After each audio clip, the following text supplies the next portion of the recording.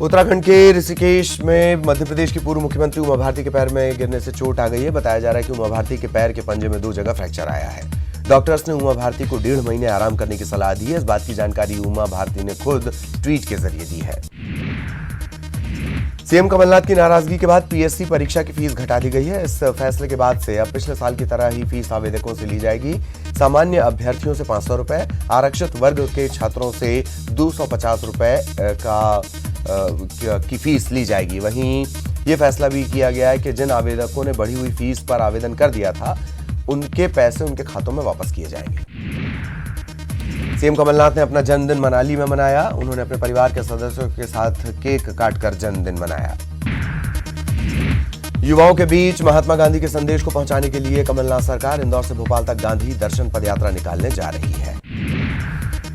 पूर्व प्रधानमंत्री इंदिरा गांधी की आज जयंती है। इंदिरा गांधी की जयंती को राष्ट्रीय अखंडता दिवस के रूप में मनाया जाता है। आज मंत्रालय के सामने सरदार पटेल पार्क में सुबह सरकारी कर्मचारियों को शपथ दिलाई जाएगी। राज्य शासन के सभी विभागों के अपर मुख्य सचिव, प्रमुख सचिव समेत बड़े अधिकारी और विंध्याचल तथा सतपुड़ा भवन के सरकारी कार्यालयों के अधिकारी कर्मचारी इसमें शामिल होंगे। इसके अलावा कांग्रेस पार्टी की तरफ से कई कार्यक्रम आयोजित किए जाएंगे। 19 नवंबर यानी आज के दिन जन्मी रानी लक्ष्मीबाई का नाम इतिहास में दर्ज है। 18 जून 1858 को रानी लक्ष्मीबाई ने अपनी मातृभूमि के लिए लड़ते हुए प्राणों का बलिदान दे दिया था। आज रानी लक्ष्मीबाई की जयंती है। इसे लेकर प्रदेश भर में कई कार्यक्रमों का आयोजन किया जा रहा है। शिवपुर में विधायक की बेटी को इलाज नहीं मिला। दरअसल विधायक सीताराम अपनी बेटी के प्रसव के लिए जिला अस्पताल पहुंचे। 2 घंटे तक इंतजार करते रहे, लेकिन मैटरनिटी वार्ड में डॉक्टर नहीं था। अस्पताल प्रबंधन ने कहा कि हमारे यहाँ एनेस्थीसिया का डॉक्टर नहीं है, वो कैंप में गया है और विधायक की बेटी का केस कॉम्प्लिकेटेड था, सिजेरियन की संभावना थी। इसके चलते उन्हें भर्ती नहीं किया गया। प्रहलाद लोधी मामले में बीजेपी ने सुप्रीम कोर्ट में कैविएट लगाई है। मामले में मध्य प्रदेश सरकार ने भी कोर्ट में याचिका दायर की है। आपको बता दें कि लोधी को विशेष कोर्ट ने 2 साल की सजा सुनाई थी, जबकि हाईकोर्ट ने सजा से राहत देते हुए 7 जनवरी तक सजा पर स्टे लगा दिया था। बैतूल में इलेक्ट्रॉनिक्स की दुकान में आग लग गई। आग से 25 रेफ्रिजरेटर, 10 वॉशिंग मशीन जलकर खाक हो गए। ग्वालियर में बाबा रामसेवक दास ने मांग की है कि राम मंदिर ट्रस्ट में निर्मोही अखाड़े के 5 सदस्यों को शामिल किया जाए और ये भी कहा कि रामलला की पूजा का उन्हें अधिकार मिले। छत्तीसगढ़ के स्कूल शिक्षा मंत्री प्रेमसाय सिंह टेकाम आज कांग्रेस मुख्यालय राजीव भवन में बैठेंगे। इस दौरान प्रेमसाय सिंह कांग्रेस कार्यकर्ताओं के साथ साथ आम लोगों की समस्याएं भी सुनेंगे। मुख्यमंत्री भूपेश बघेल आज बेमेतरा में करोड़ों के विकास कार्यों का लोकार्पण और भूमि पूजन करेंगे। दौरे के दौरान सीएम नगर के ऐतिहासिक बेसिक स्कूल खेल मैदान में एक सभा को संबोधित भी करेंगे। मुख्यमंत्री बघेल 98 करोड़ के विकास कार्यों का लोकार्पण और भूमि पूजन करेंगे। कुपोषण दूर करने के लिए छत्तीसगढ़ के स्कूलों में अंडे सप्लाई करने की योजना विवाद में उलझ गई। इसके चलते स्कूलों में अंडे की सप्लाई नहीं हो पा रही। वहीं प्राथमिक स्कूलों में हर बच्चे को सप्ताह में 3 बार 150 ml देने के लिए जो सोया दूध भेजा जा रहा है, उसका स्वाद इतना खराब है कि बच्चे उसे फेंक देते हैं। मुख्यमंत्री भूपेश बघेल ने देश की पूर्व प्रधानमंत्री स्वर्गीय इंदिरा गांधी की जयंती पर उन्हें नमन किया। भूपेश बघेल ने कहा कि इंदिरा गांधी ने आजीवन गरीबों और समाज के कमजोर वर्ग के उत्थान के लिए प्रयास किया। देश की एकता और अखंडता की रक्षा के लिए अपना जीवन न्योछावर कर दिया। समान कार्य समान वेतनमान की मांग को लेकर होमगार्ड ने हाईकोर्ट में याचिका लगाई है। हाईकोर्ट जस्टिस गौतम भादुड़ी की सिंगल बेंच ने होमगार्ड की याचिकाओं पर सुनवाई करते हुए राज्य शासन से 15 दिनों के भीतर जवाब मांगा है। मुख्यमंत्री भूपेश बघेल दूधाधारी मठ में आयोजित रामकथा के समापन में शामिल हुए। इस मौके पर सीएम बघेल ने कहा कि सरकार राम वन गमन पथ को पर्यटन स्थल के रूप में विकसित करेगी। उन्होंने कहा कि भगवान राम के पद चिन्ह कोरिया से सुकमा कोंटा तक मिले हैं और इन्हें जल्द विकसित किया जाएगा। मुख्यमंत्री बघेल ने दूधाधारी मठ में आयोजित रामकथा के समापन के मौके पर एक अहम घोषणा की। सीएम ने छत्तीसगढ़ शासन द्वारा किए जाने वाले संस्कृत भाषा के सम्मान को राजश्री महंत वैष्णव दास महाराज के नाम पर दिए जाने का ऐलान भी किया। रायपुर में वृद्धजनों के लिए खोली गई ज्यादातर बापू की कुटिया बंद रहती है। स्मार्ट सिटी ने शहर के उद्यानों में वृद्धजनों के लिए बापू की कुटिया बनाई थी, जिसमें बुजुर्गों के लिए सुविधाएं उपलब्ध कराई गई थी ताकि वृद्धजन एक साथ बैठकर आपस में अपने सुख दुख बांट सकें। कोरबा में शिक्षक पंचायत नगरीय निकाय संघ ने 3 बिंदुओं की मांग को लेकर कलेक्टर को ज्ञापन सौंपा है। इनमें जिले में कार्यरत शिक्षक पंचायत संवर्ग की लंबित एरियर की राशि, 1 जुलाई 2019 को 8 साल पूरा कर चुके व्याख्याता पंचायत का पुनरीक्षित वेतन देने की मांग प्रमुख है। कोरबा में रेलवे सुरक्षा बल ने ट्रेनों में चेकिंग के दौरान प्रतिबंधित थाईलैंड मांगूर मछली को लावारिस हालत में बरामद किया है। आरपीएफ ने बरामद की गई 14 किलो की प्रतिबंधित मांगूर मछली को जब्त कर मत्स्य पालन विभाग को सौंप दिया है। कवर्धा में अवैध धान के मामले में हो रही कार्रवाई से कोचियों में हड़कंप मचा हुआ है। जिले के बॉर्डर वाले एरिया में दूसरे राज्यों से आने वाले धान पर प्रशासनिक सख्ती है। इसके अलावा ग्रामीण इलाकों में भी कोचियों पर कार्रवाई की जा रही है। प्रदेश के वन मंत्री मोहम्मद अकबर कवर्धा जिले के दौरे पर रहेंगे। इस दौरान मंत्री अलग अलग कार्यक्रमों में शिरकत करेंगे। मंत्री मोहम्मद अकबर यहां 53 लाख की लागत से बनने वाले पौनी पसारी योजना अंतर्गत लघु बाजार निर्माण और शहर के अलग अलग वार्डों में 95 लाख रुपए से बनने वाले सीसी रोड नाली निर्माण का भूमि पूजन करेंगे। मुंगेली जिले की लोरमी पुलिस को लूट के फरार 4 आरोपियों को गिरफ्तार करने में कामयाबी मिली है। लोरमी थाना इलाके के खामही गांव में 4 बदमाशों ने युवक का रास्ता रोककर मोबाइल और नकदी की लूट को अंजाम दिया। 4 आरोपी हैं, इसमें से 3 नाबालिग हैं। सबका साथ सबका विश्वास की थीम पर मुंगेली जिले के पथरिया में मल्टीमीडिया चित्र प्रदर्शनी आयोजित की गई। सूचना एवं प्रसारण मंत्रालय भारत सरकार की तरफ से इस चित्र प्रदर्शनी का आयोजन किया गया। 3 दिनों तक चलने वाली इस प्रदर्शनी के माध्यम से सरकार की तमाम योजनाओं की जानकारी दी जा रही है। कोंडागांव में भाजपा जिला कार्यालय में गहमा-गहमी के माहौल में नए भाजपा जिलाध्यक्ष का चुनाव हो गया। बंद कमरे में कार्यकर्ताओं की रायशुमारी के बाद चुनाव अधिकारियों ने दीपेश अरोरा को नया भाजपा जिलाध्यक्ष घोषित किया। हालांकि दीपेश अरोरा को जिलाध्यक्ष बनाए जाने का कुछ कार्यकर्ताओं ने विरोध भी किया। बिलासपुर के कोटा से वेलकम डिस्टिलरी की देशी शराब से भरे ट्रक के लूट के मामले में कोटा पुलिस ने 4 आरोपियों को गिरफ्तार किया है। डिस्टिलरी के पूर्व कर्मचारी सूरज कोल ने अपने 9 साथियों के साथ मिलकर लूट की वारदात को अंजाम दिया था। छत्तीसगढ़ के मुख्यमंत्री भूपेश बघेल प्रदेशवासियों को बड़ी सौगात देंगे। छत्तीसगढ़ के अलग अलग जिलों में सड़कों का जाल बिछेगा।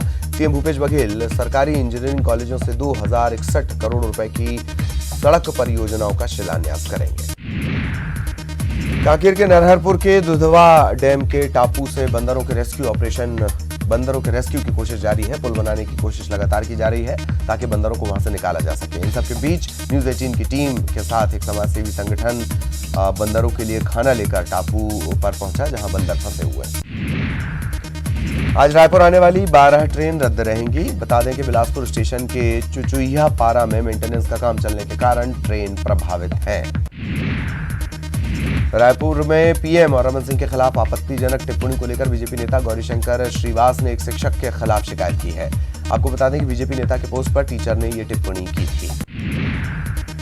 जबलपुर हाईकोर्ट से मोनिका बेदी को बड़ी राहत मिली है। हाईकोर्ट ने भोपाल जिला कोर्ट के आदेश को सही ठहराया। आपको बता दें कि भोपाल कोर्ट से मोनिका बेदी को बरी किया गया था। मोनिका बेदी फर्जी पासपोर्ट मामले में फंसी हुई थी।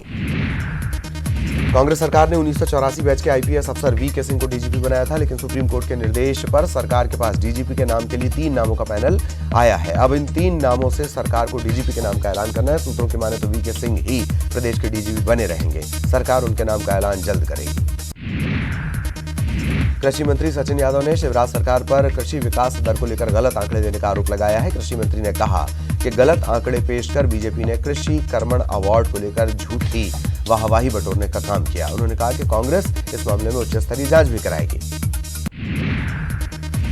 इंदौर में मिली बांग्लादेश पर बड़ी जीत के बाद क्रिकेट के प्रमुख गेंदबाज कुलदीप यादव उज्जैन में बाबा महाकाल की नगरी पहुंचे। बाबा महाकाल के दर्शन के लिए सामान्य दर्शनार्थियों की लाइन में लग गए। लाइन लगाकर कुलदीप यादव ने बाबा महाकाल के दर्शन किए। कुलदीप सबक है उन वीआईपीज के लिए जो भगवान के दर पर अपने आप को वीवीआईपी समझते हैं। राजनांदगांव के माड़ीतराई गांव में एक युवती का शव मिला है। सूचना के बाद पुलिस मौके पर पहुंची। शव को पोस्टमार्टम के लिए भेजा गया। पूरे मामले की पड़ताल की जा रही है। युवती ने आत्महत्या की या फिर हत्या, इस एंगल से भी जांच हो रही है। राजनांदगांव जिले में शिक्षा के क्षेत्र में उत्कृष्ट कार्य करने वाले शिक्षकों को सम्मानित किया गया। डॉक्टर बलदेव प्रसाद मिश्र स्कूल में आयोजित कार्यक्रम में जिले भर के 30 शिक्षकों को प्रशस्ति पत्र और 5000 नगद धनराशि देकर सम्मानित किया गया। कार्यक्रम में जिले के विधायक भी मौजूद रहे। महासमुंद से बीजेपी सांसद चुन्नीलाल साहू ने धान किसानों का मुद्दा उठाया। सांसद चुन्नीलाल साहू ने कहा कि प्रदेश में बारिश के चलते धान की फसल बर्बाद हो गई।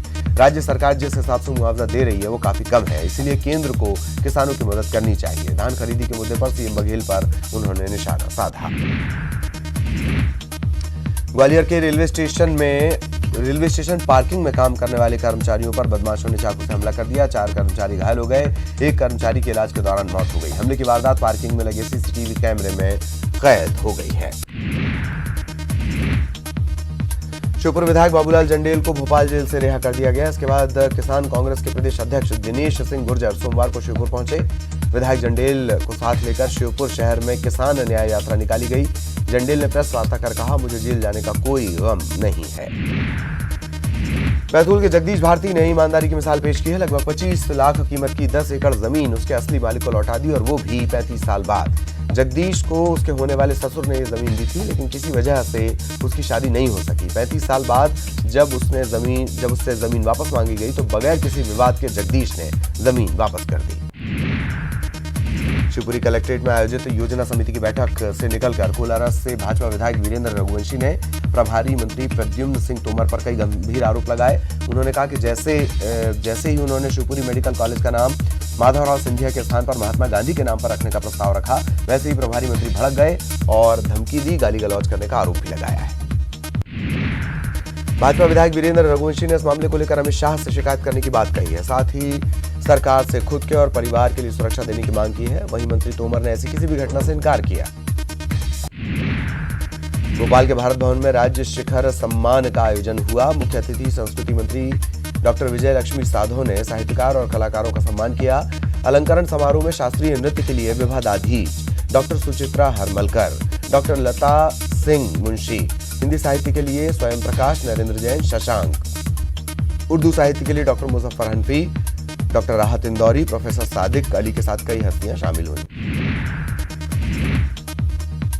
बिलासपुर के जिला अस्पताल में प्रसव कराने आई महिला की इलाज के दौरान मौत हो गई। मौत के बाद परिजनों ने दाह संस्कार किया, जहां से उन्हें सर्जरी करने वाली कैंची मिली है। इसके बाद महिला के परिजनों ने डॉक्टर के खिलाफ थाने में शिकायत दर्ज करवाई है।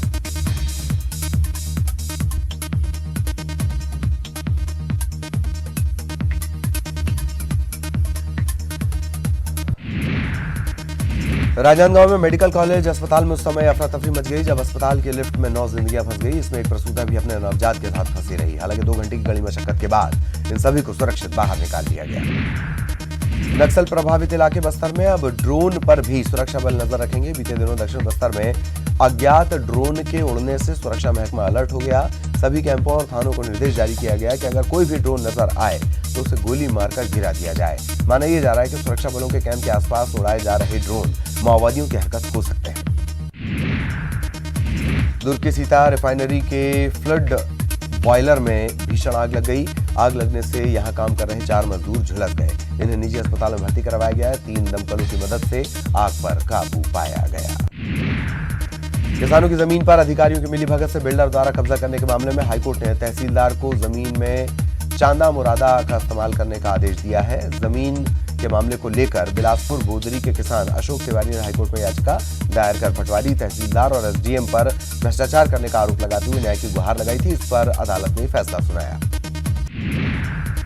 रायपुर में 1 दिसंबर से धान खरीदी होनी है। इसे लेकर खाद्य मंत्री अमरजीत भगत ने मंत्रालय में समीक्षा की और धान खरीदी केंद्रों की व्यवस्था दुरुस्त करने के निर्देश दिए हैं। साथ ही धान की मॉनिटरिंग करने का निर्देश भी दिया गया। आंकड़ों के मुताबिक 2 लाख क्विंटल अब तक अवैध धान भी पकड़ा जा चुका है।